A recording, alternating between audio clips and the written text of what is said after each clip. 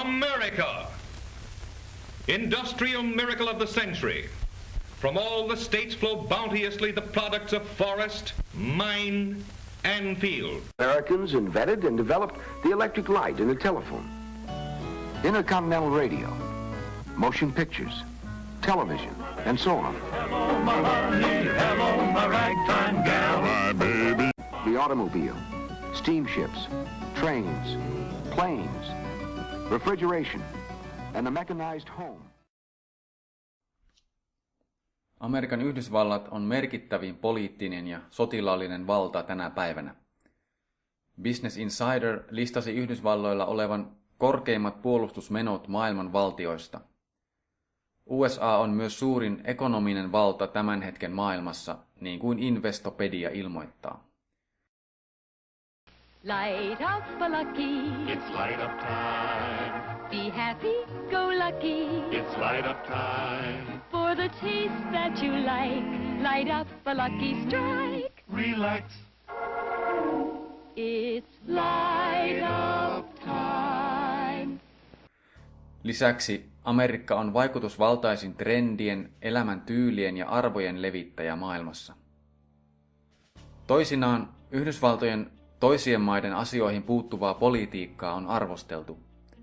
Tunnettu poliittinen teoreetikko Noam Chomsky on useaan otteeseen kutsunut Yhdysvaltoja jopa maailman johtavaksi terroristivaltioksi. Onkin mielenkiintoista, että useat lähteet kertovat, kuinka USA on CIA:n kautta aiheuttanut useita konflikteja ja pelannut valtapeliä ympäri maailman. Näillä toimillaan Amerikka on kuin valmistautunut ja valmistanut maailmaa viimeistä koitosta varten. Vaikka nuo tiedot CIA:n osallisuudesta rikoksiin eivät olisikaan totta, yksi asia on varmaa: Raamatun luotettavuus. Tuo profeetallinen kirja kertoo täsmällistä tietoa Amerikan Yhdysvaltojen noususta, luonteesta ja teoista. Ensinnäkin ilmestyskirjan 13. luvussa kerrotaan kahdesta pedosta, eli valtakunnasta. Ensimmäinen, merestä nouseva peto, nousee Euroopasta. Enemmän tietoa ensimmäisen pedon tunnistamisesta Raamatun perusteella voi löytää videosta Antikristus, mies naamion takana. Vanha testamentti ja erityisesti Danielin kirja on ilmestyskirjan apokalyptiikan perusta. Danielin kirjan 7. luvun pedot eli valtakunnat nousevat kronologisessa järjestyksessä. Ei ole syytä epäillä, etteivätkö myös ilmestyskirjan pedot nousisi saman periaatteen pohjalta. Merestä nousevalla pedolla on kaikkien Danielin kirjan valtakuntien piirteitä. Se on tunnistettu roomalaiskatoliseksi kirkoksi, joka niin sanotusti kristillisti kaikki maailman uskonnot. Sitten näin, kuinka toinen peto, eli valtakunta, nousi maan uumenista. Sillä oli 2 sarvea kuin karitsan sarvet, mutta se puhui kuin lohikäärme. Se käyttää ensimmäisen pedon puolesta tämän koko valtaa ja panee maan ja sen asukkaat kumartamaan ensimmäistä petoa, sitä, jonka kuolin haava oli parantunut. Se tekee suuria tunnustekoja ja saa tulen lyömään taivaasta maahan ihmisten nähden. Niillä tunnusteoilla, joita sillä on valta tehdä ensimmäisen pedon nimissä, se johtaa harhaan kaikki maan asukkaat, niin että saa heidät tekemään patsaan tai kuvan, niin kuin esimerkiksi vanha kirkkoraamattu sanoo, sen pedon kunniaksi, jota on isketty miekalla, mutta joka on vironnut henkiin. Se on saanut vallan antaa pedon kuvalle hengen, niin että se kuva jopa kykenee puhumaan, ja se on myös saanut vallan tappaa kaikki, jotka eivät kumarra pedon kuvaa. Historia kertoo, että paavin vallan varsinainen esteetön poliittinen toiminta alkoi vuonna 538 jälkeen Kristuksen. Laskiessamme 1260 vuotta, eli 1260 profeetallista päivää kyseisestä vuosiluvusta eteenpäin, saavumme vuoteen 1798. Tuon vuoden helmikuun 12. päivänä Napoleonin kenraali Berthier marssi Roomaan ja silloinen paavi Pius VI otettiin vangiksi ja vankeudessa hän kuoli. Näin paavin valta sai ilmestyskirjan sanoin ilmaistun kuolettavan haavan tai surman iskun, niin kuin ilmestyskirjan 13:3 kertoo. Mikä valta nousi noihin aikoihin? Amerikan Yhdysvallat. 1776 laadittiin Yhdysvaltojen itsenäisyysjulistus. Vuonna 1783 itsenäisyysjulistus tunnustettiin maailman valtojen toimesta. 1787 Yhdysvaltojen perustuslaki laadittiin. 1791 perustuslakiin lisättiin Bill of Rights. Ja 1798 Ranska tunnusti Yhdysvallat itsenäiseksi, joka tapahtui samana vuonna kuin paavikunta sai kuolettavan haavan. Näin toinen peto nousi profeetallisen kellon mukaan. Mutta miksi se nousi maasta ja mitä voimme tietää sen luonteesta? Tuo maasta nousevan pedon käsite tulee jo Vanhan testamentin sanasta re'em, joka tarkoittaa bisonia, mutta siitä enemmän myöhemmin. Muinainen Israel pakeni Egyptistä autiomaahan. Niin pakenivat myös 1600-luvun uskonsotiin ja paavikunnan vainoihin kyllästyneet kristityt. He pakenivat Amerikkaan aloittaakseen uuden raamattuun ja oman tunnon vapauteen perustuvan elämän. Yhdysvaltojen kuuluisa motto kuului vapaus ja oikeudenmukaisuus kaikille, liberty and justice for all. Bill of Rights sanoo, kongressi ei saa säätää sellaista lakia, joka palvelee jotakin tiettyä uskonnollista yhteisöä, tai kieltää uskonnon vapaan harjoittamisen, tai vähentää sanan vapautta tai painovapautta, tai kansan oikeutta rauhanomaiseen kokoontumiseen, tai anoomuksen tekemisen hallitukselle epäkohtien korjaamiseksi. Näin Amerikka aloitti hyvältä pohjalta, jolloin siinä ilmeni kristillisiä periaatteita, joita karitsan eli Kristuksen sarvet kuvaavat. Pian kuitenkin katolilaisuus valtasi Amerikan Yhdysvallat, jolloin se ryhtyi puhumaan kuin lohikäärme.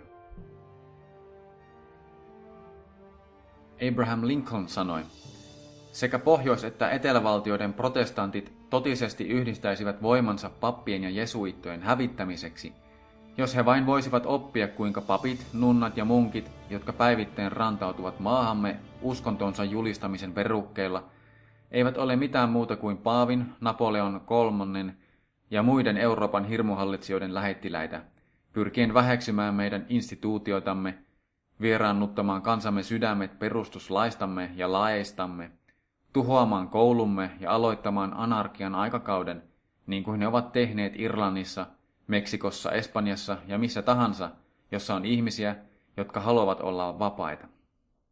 Protestant North America has always been weary of the inroads of Romanism.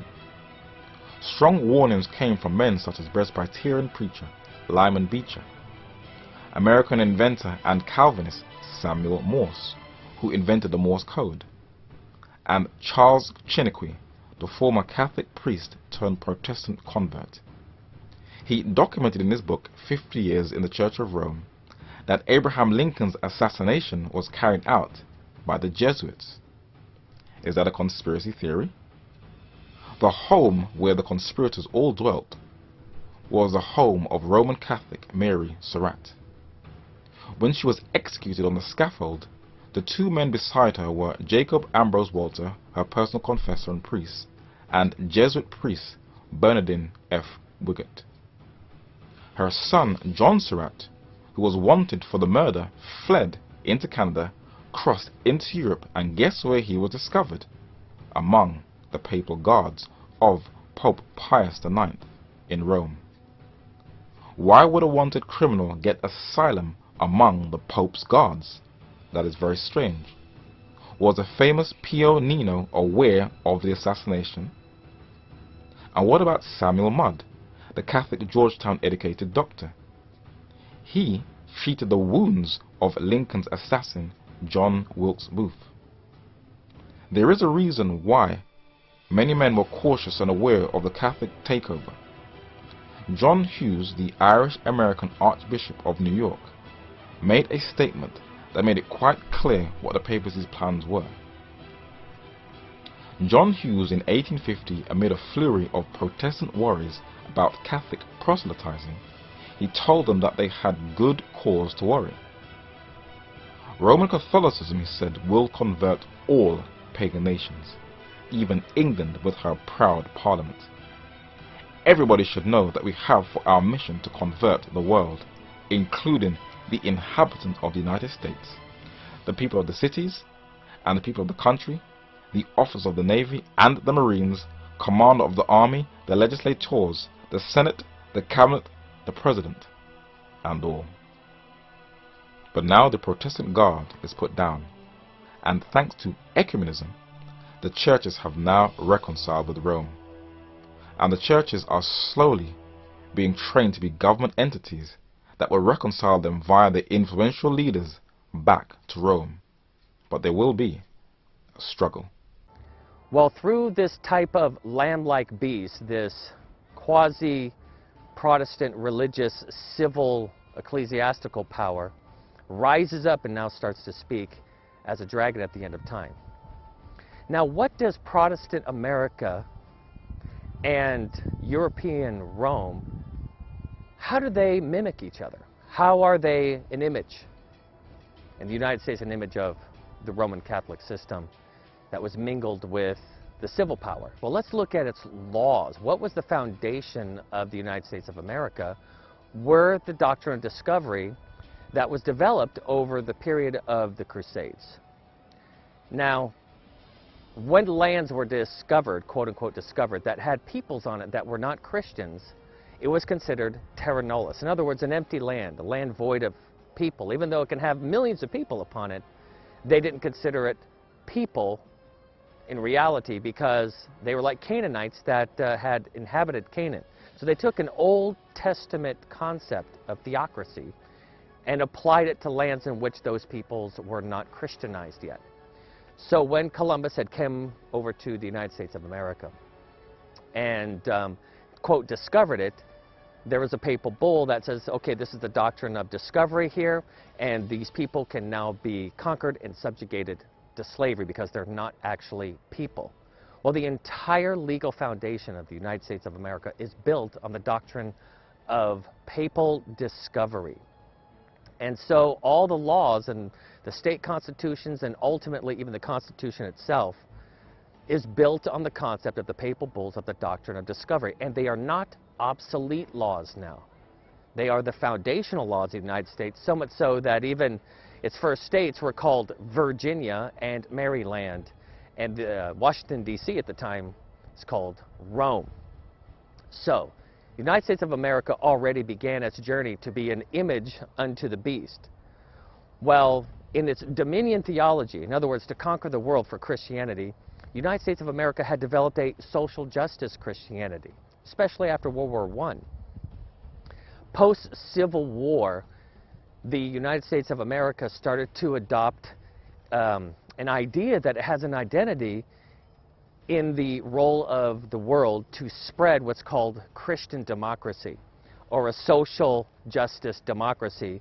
In other words, it needs to route up the governments and the powers of other countries and then to install a Christian democracy. So the United States is a picture of the New Jerusalem where there's all different cultures and all different types of people all gathering together, and it's a picture of the New World. In other words, many different kinds of people can all live together in peace. That's what Rome was trying to establish.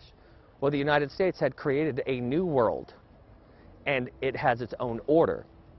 So it was Christians that were involved with the civil powers in the time after World War I, in which they thought that the United States of America had a duty to Christianize the world and to fulfill the role that the Roman Catholic system saw itself in performing. And this was ironically done through Protestantism, or a type of Protestantism in which it became highly politicized. And it came through, you know, Calvinism, came through the development of the charismatic movement, the holiness movement, ultimately became mingled up in the civil power.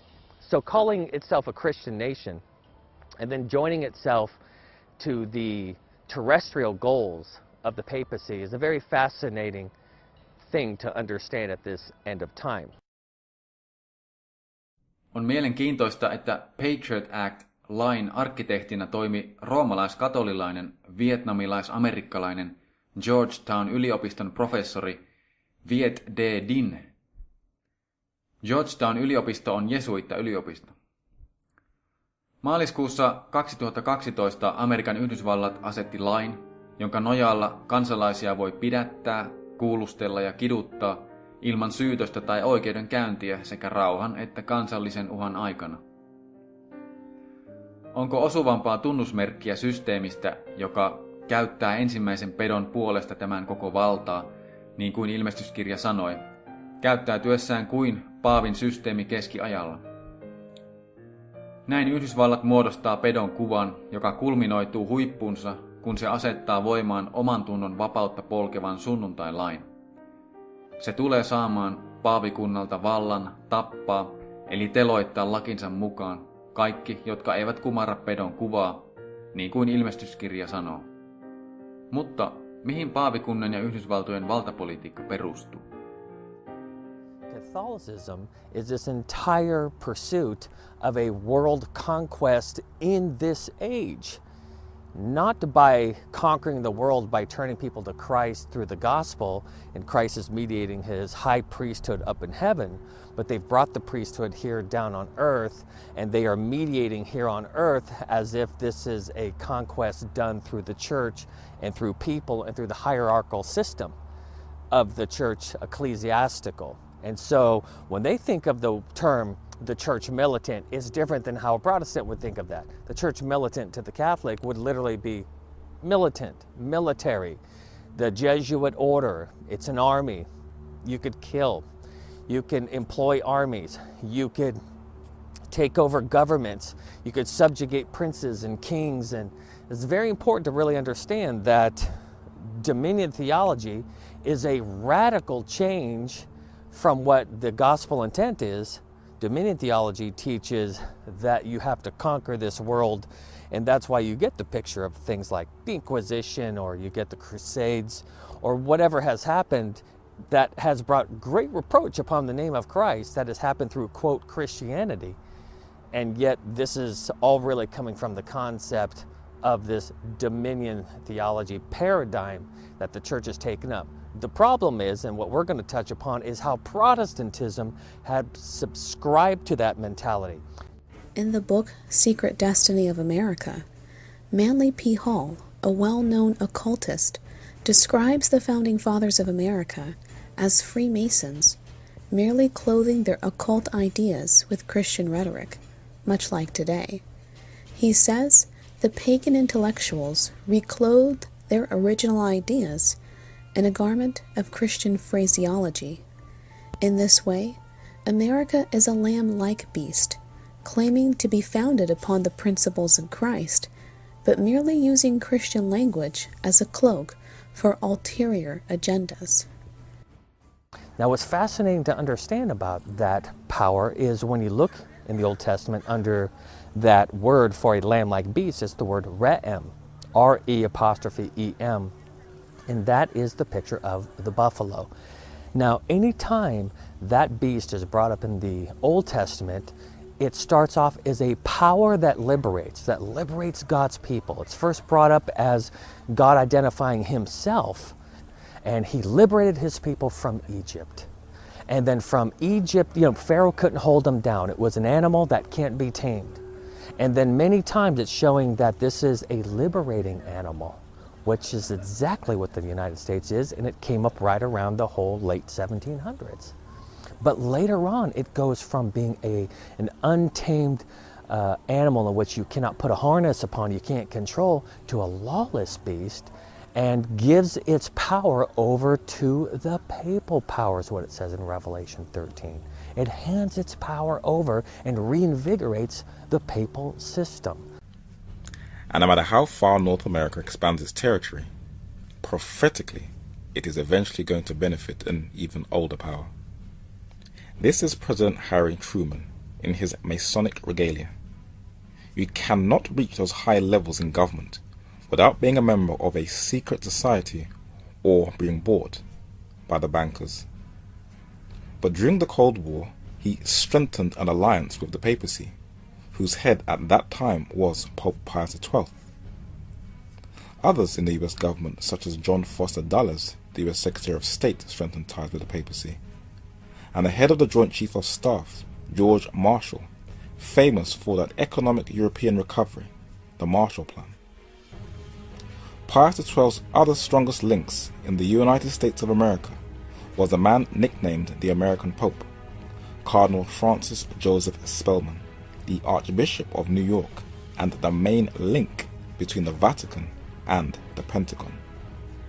He was also the military bishop of the United States Armed Forces. But it was his liaison and his support for Emperor Diem that helped this Vietnamese into leadership that separated South Vietnam from the North, that eventually brought the military power of the United States into a war in Indochina, the Vietnam War, that was nicknamed in intelligence circles as Spellman's War. The United States still have men that are psychologically damaged from that senseless war. The Vatican comes out squeaky clean, but the United States gets constantly pounded and blasted for her involvement in Indochina, when both US soldiers and Vietnamese civilians are still suffering to this very day as a result of the US Army spraying a chemical over the whole of Vietnamese vegetation called Agent Orange, which was supplied by a company that is today trying to control the seed market, Monsanto. In an attempt to set up that Catholic satellite state in Southeast Asia to hinder the growth of communist China, the Buddhist population that made up about 80% of the population pleaded with Emperor Diem of the injustices that were being imposed upon the people by this newly installed brutal government. Some of these monks burnt themselves in protest at the harsh treatment they were experiencing, but they weren't the only ones who were to suffer. Avram Manhattan knew exactly who was also a target, and this is important to note for those who want to see what the future holds. Diem became determined to create a model Catholic state in Southeast Asia.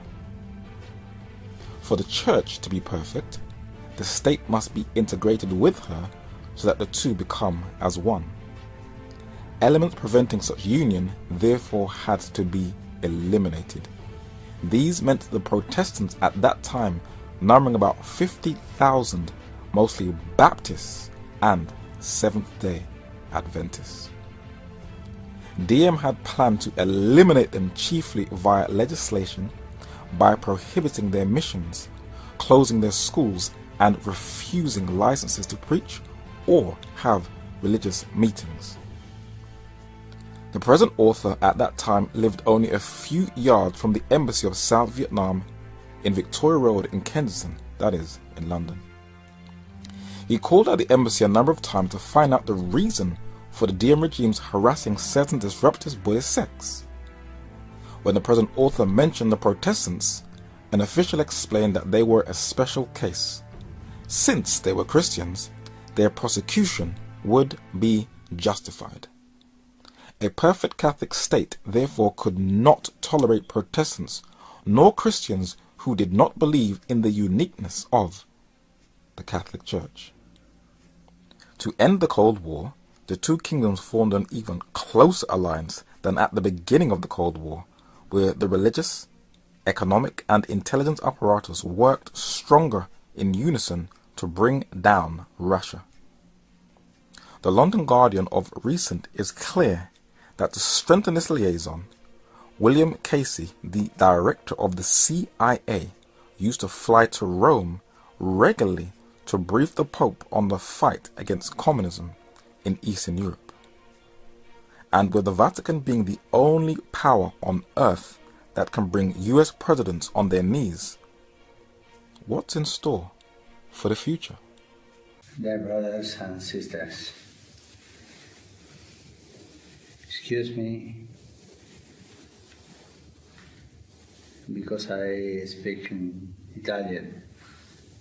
but I cannot speak in English. But I will speak no Italian, no English, but carefully. E pregare al Signore perché ci unisca tutti. E avanti, siamo fratelli, ci diamo spiritualmente questo abbraccio e lasciamo che il Signore finisca l'opera che Lui ha incominciato. Oh. Glory, glory, glory. Ensimmäisen pedon tavoin myös toinen peto on uskonnollispoliittinen, jolloin siinä on mukana myös hengellinen puoli. Peto nousi maasta, mutta Babylonin vaikutettua maahan se muuttui saastaiseksi jalkojen alla, niin kuin ilmestyskirjan 17.5 ja 19.2 kertovat. Peto vaikuttaa olevan Jumalasta, mutta todellisuudessa se puhuu kuin lohikäärme. Tilanteelle löytyy esikuva Edenin puutarhasta, jossa käärme oli kaunis, mutta pettävä. Saatana petti ensimmäisen ihmisparin spiritistisellä väitteellä sanoen, ei, ette te kuole. Loppuosassa ilmestyskirjaa karitsansarvista petoa kuvataankin nimellä väärä profeetta. Sanotaan, että tämä valta tekee suuria tunnustekoja ja saa tulen lyömään taivaasta ihmisten nähden, jäljitellen näin pyhää henkeä, joka vuodatettiin opetuslasten päälle tulisten kielten tavoin helluntaina. Tämä petos kiteytyy sielun kuolemattomuusoppiin, tunteisiin perustuvaan hengellisyyteen sekä vääriin käsityksiin Jumalan ja Pyhän Hengen luonteesta, pelastuksesta ja pelastussuunnitelmasta.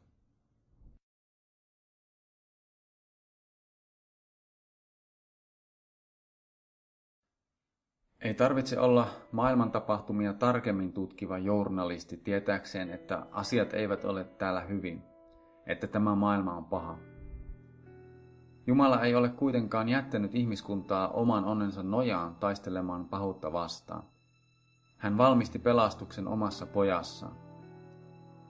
Ihmistä on läpi aikojen askarruttanut kysymys, onko Jumala hyvä? Jumalan itseuhrautuva rakkaus Golgatan ristillä antoi tähän vastauksen. Jeesus antoi itsensä alttiiksi kärsimykselle ja kuolemalle sinunkin tähtesi. Jumalan hyvyys on läpi aikojen ja ikuisuuksien ollut löydettävissä Jumalan pojassa. Niin kuin kolossalaiskirjeen 1.19 sanoo, Jumala näki hyväksi antaa kaiken täyteyden asua hänessä. Jumala antaa ihmisen itse tutkia ja etsiä häntä. Jeesus sanoi, joka tahtoo noudattaa Jumalan tahtoa, pääsee kyllä selville siitä, onko opetukseni lähtöisin Jumalasta vai puhunko omiani. Daavid kirjoitti Pyhän Hengen inspiroimana, katsokaa, nähkää omin silmin, maistakaa, katsokaa Herran hyvyyttä. Onnellinen se, joka turvaa häneen. Meillä on etuoikeus koetella Jumalan lupauksia ja hyvyyttä sekä tutkia, onko hän todella vastaus. Myös evankeliumin kirjoittaja, lääkäri Luukas, pystyi todistamaan, kuinka luotettavaa opetus Jeesuksesta Kristuksesta on, sanottuaan ensin, otettuani alusta asti kaikesta tarkan selon. Jeesus kuoli ihmiskunnan syntien puolesta.